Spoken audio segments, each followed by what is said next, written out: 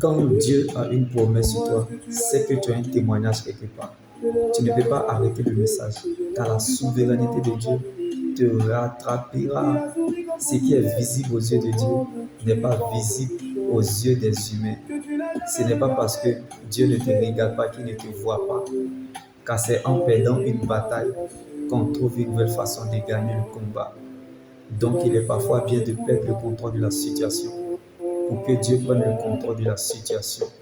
Parce qu'il ne se trompe jamais sur ce qu'il fait. Donc il n'est pas obligé de composer avec vous.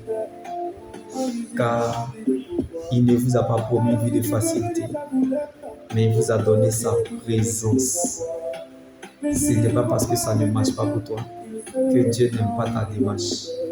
Car l'absence de prophétie sur ta vie ne détermine pas que Dieu ne marche pas avec toi. Donc apprenons à marcher avec Dieu dans l'inconnu.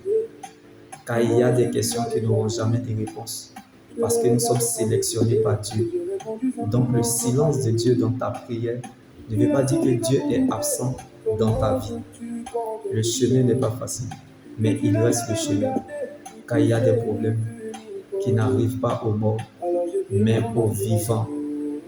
Donc ton vrai problème, c'est que tu es dans le plan de Dieu, car ta vie détermine quelque chose. Tant que tu peux faire des efforts, te défendre ou te débrouiller, Dieu n'interviendra pas. Car le règne de Dieu descend toujours dans la vie de celui qui fait porter à Dieu sa parole.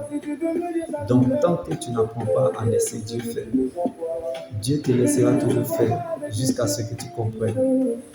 Dieu te laissera toujours gérer ce que tu connais, mais lui, il gère ce que tu ne connais pas.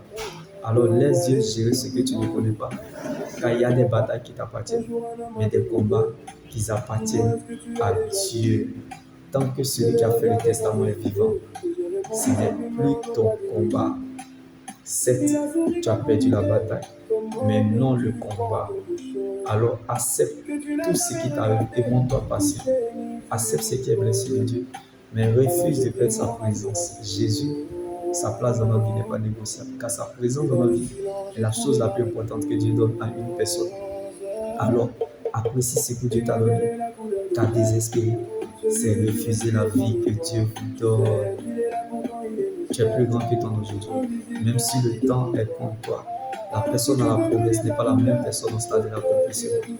Donc ce que tu vis aujourd'hui, ce n'est pas ce que tu seras demain. Même si le temps présent ne témoigne pas de toi, sache qu'il y a une fin qui t'attend. Que votre condition s'aligne à la position de Dieu, qui est sa parole. Donc la parole de Dieu est notre position.